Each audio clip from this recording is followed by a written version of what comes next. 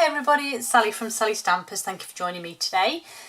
Sorry for this video coming out late today. I've just, like most people, life's just got in the way this week and I've just not really had a minute to myself. So, and I'm dog sitting as well. So unfortunately, I've got an extra one. So if I have lots of barking, then I really do apologise. I've tried to encourage them not to, but don't work with animals or children, so they say. Right, today I am bringing you something that's not particularly new, but something that I've not used for a long time, and that's these acetate card boxes. Now, this one has actually got one of our note cards in. I didn't make a full-sized one, although these do fit full sizes, but I thought you could potentially use this to put maybe some chocolate in, or a small gift or something, or you could just make a selection of cards. Now obviously I've tried to keep the theme the same, and this is the Honeybee home stamp that I've used. Obviously it's got a variety of images, a variety of sentiments, so you could create quite a few nice different cards. As I say, these are the note cards. They come in a nice pack with envelopes as well. So I've just gone for a smaller version. Like I said, you could make a note card, maybe pop some chocolate or sweets, you know, a bag of sweets, or I guess you could probably get like a neck scarf or something in there, handmade gloves, you know, anything, whatever you wanted to, you could make. And then I've just decorated it quite simply. Again, you could put a little sentiment, a thank you or whatever on there.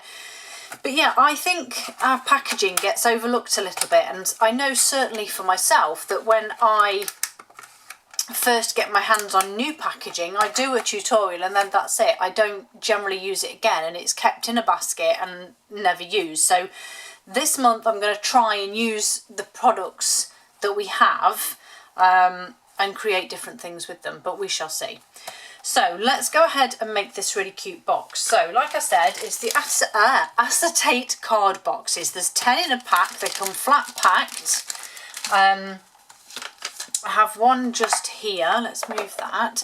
As I say, they come flat packed. All you need to do is sort of fold them back over onto themselves to crease those sides up. That creates the box, and then you're just going to fold in your top and or bottoms. Again, maybe just give these a little squeeze just to assist in retaining their shape and closing nicely. So that's that one done, and then the top part here fits together. So that just creates your card box. You can fit quite a few of the cards in here, so that's quite nice. And then we're going to decorate it. So I have only gone with centimetres today, just because that's what I use when I'm making cards, and I know that I'm not doing cards, but for some reason when I'm doing layering, my brain only works in centimetres, so I do apologise. But you can just simply measure your box, so it's not tricky. So my first layer, which I have here, is 11 centimetres by 16, and that's just going to sit nicely on the front. The second layer, I've actually cut the same size, 11 by 16, but I will be trimming it, but I want to emboss it first. So let me just move those out of the way. So it's the Hive embossing folder. I do love this.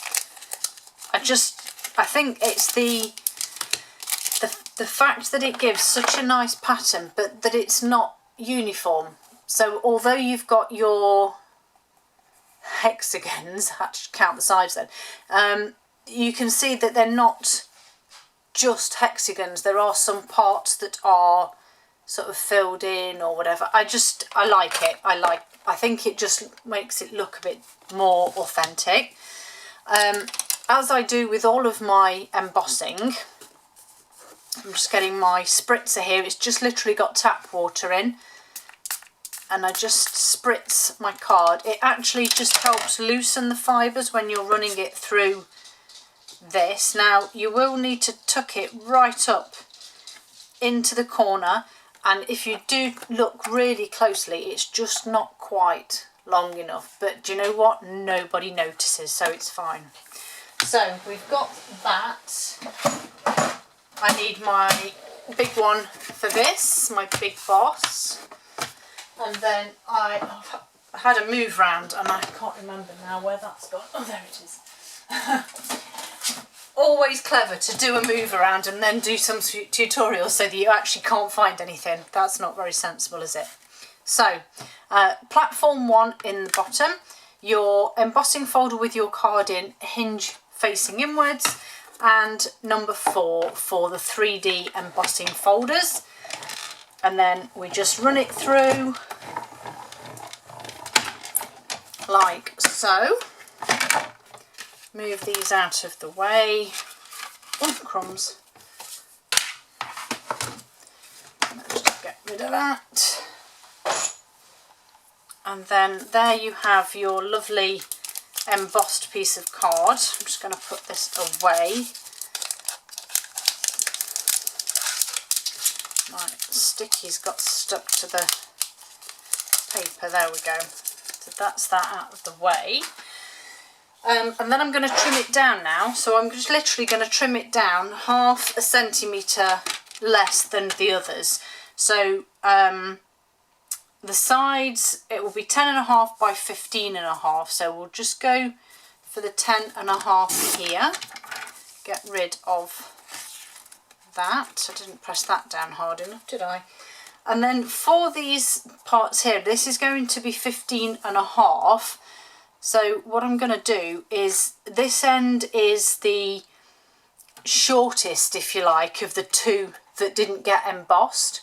So I'm going to trim that as close as I can to the embossing so that it looks like it has been cut where it should. Then I'm going to turn it round and get it to 15.5, which isn't a lot, but it just takes a little bit off. And that, I mean, you can go a little bit shorter if you want. If you wanted to get rid of that completely, I would probably go another 1/2 centimetre in to get rid of the dead part, but you then want to go 1/2 centimetre thinner as well so that it doesn't look odd. And then we're simply going to stick this onto our other layer there. And I always like to get plenty of glue around the edges of an embossed one, because when it embosses, as you can see how it's lay here, you kind of have bits that lift. So I always like to get plenty of adhesive on the edges so that when I do layer it,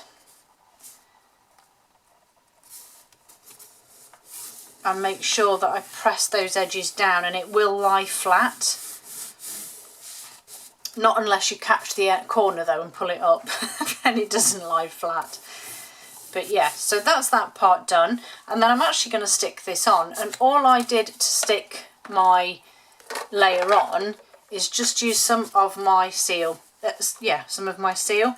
And I've just tried to keep it as tidy as I can, because you can't see it when stuff's inside, but you can see obviously where the tape is. So I just think 2 little strips is ample and doesn't look too untidy. Excuse me. So I'm just going to pop that on the front, and then I can pop that to one side while I bring in these. So I'm going with pale papaya this time. I want my layering circles. Okay, so I've gone with these 2 sizes. So obviously the largest one is for layering. The second one, you have two ways of creating this image. You can either just punch or die cut a circle out, then stamp it and fussy cut it and lay it over the top, or you can do what I'm going to do, which is, let me get my image. My block, my memento,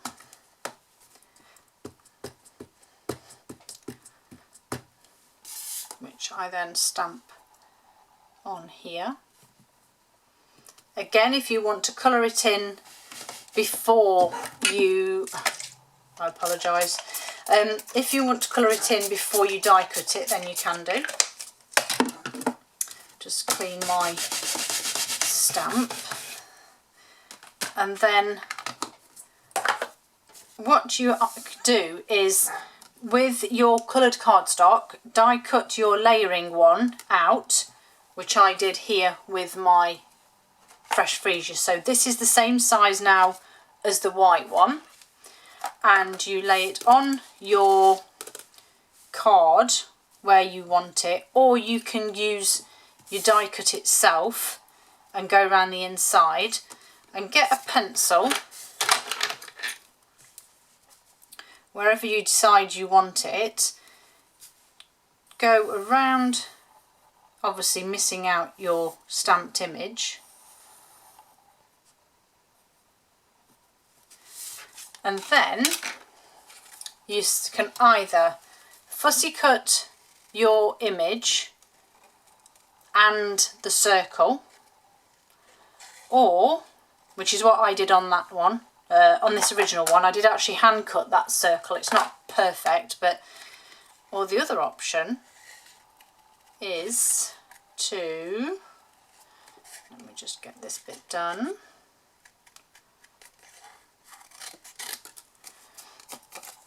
Is to cut around the parts that overhang,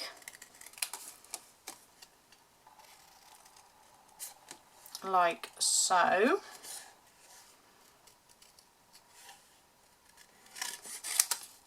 Just very quickly do this side. And because these are quite fine, obviously you need to be careful because you don't want to rip them. Too much card going on here, and I know I'm going to rip it if I'm not careful.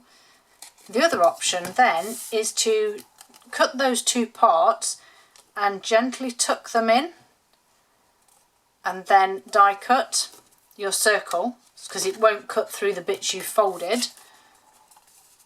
I'm not too comfortable in doing that, so I am just going to grab my larger scissors and I'm literally just going to follow that pencil line. And if you do it slow enough and steady enough, there's no reason why it won't be tidy. I do like to use my larger scissors if I'm doing stuff like this. I just find that because I'm using the whole blade of the scissor, it does make it a fraction easier to sort of just keep going on that circle. Okay, snips back out. Let's just try, and in fact I'm just going to cut that straight because if I try and round it I'm going to mess it up. And then just carefully cut around this part here. I'm doing this quite quickly because I don't want to just be doing this for the whole tutorial, but you get the idea. You can be a little bit more patient and do it a little tidier than I. Okay, and that, as you can see, then gives you your image. And on this piece of white I'm just going to stamp, where are they, a couple of these lovely bumblebees. Let's put that away while I'm here. So back in with my memento, and then I'm just going to grab my Big Boss, just simply because it's here and it's easier. So normal sandwich for this. So 1, 2, 3 cardstock. And where are they? Bumblebees.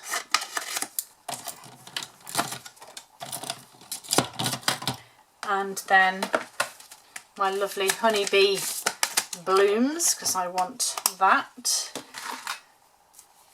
Of course, the other option, which I've just completely forgotten about, is that you can die cut that and just layer it over the top as well. I'd forgotten we had dies, so I just make life difficult for myself. Okay, number 3 back over the top. Oops, so I put that side down, doesn't it? Whiz that through. So there's my pale papaya. There's one bumblebee, and then I'm just going to whiz it through for my second one.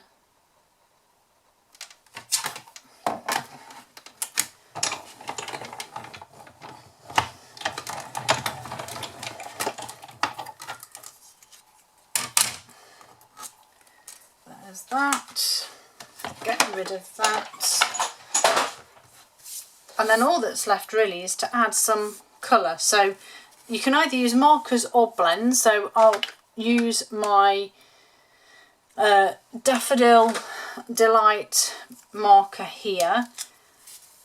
Blend, and I'm just simply adding a little bit of colour to my bumblebees. And then I didn't want to use the complete black, so I actually went with, told you I've moved stuff around, it's really not wise, is it? I think I used dark smoky slate, yes, just to colour the band there, to give him his stripes. And then, oh crumbs, and then I used a faint piece of Pool Party, light Pool Party, and literally just a little swipe on the leaves, on the wings, sorry. So those are my bumblebees, and then just for this one I'm going with, oh I haven't got any pale, have I? What's this? Oh I have, pale papaya. My brain is just not in gear. I don't know what's going on. So this is the dark version. So that's the light. Sorry, like I said, I've had one of those weeks where I just don't know what day it is anymore. So right, so bit of the light on my flowers. As I say, I am doing this extremely rushed just so that I can show you the finished object. And then I'll just use the dark here just to add some bits here and there.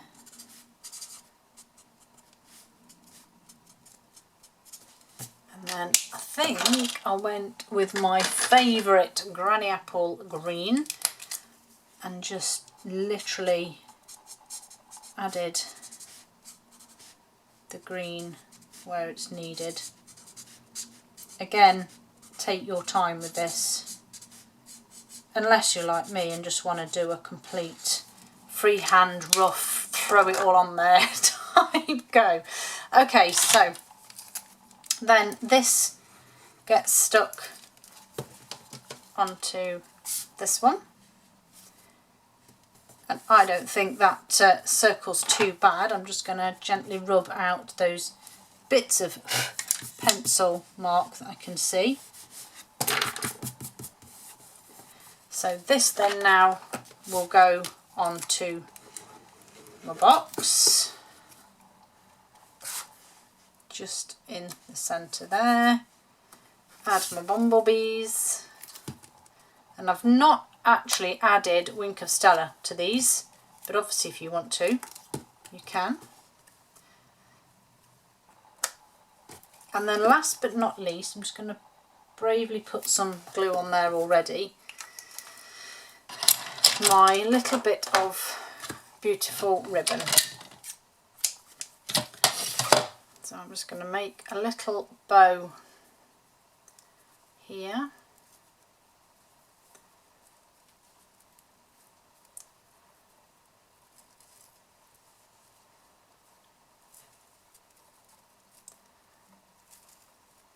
There we go, that will do.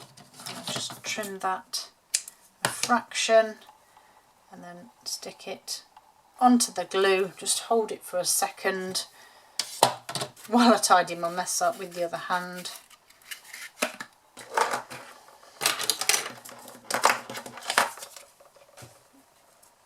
which didn't hold. Perfect. Well, anyway, I'm going to leave it like that, and I'm going to put some more glue on to hold it in place. But there you have them.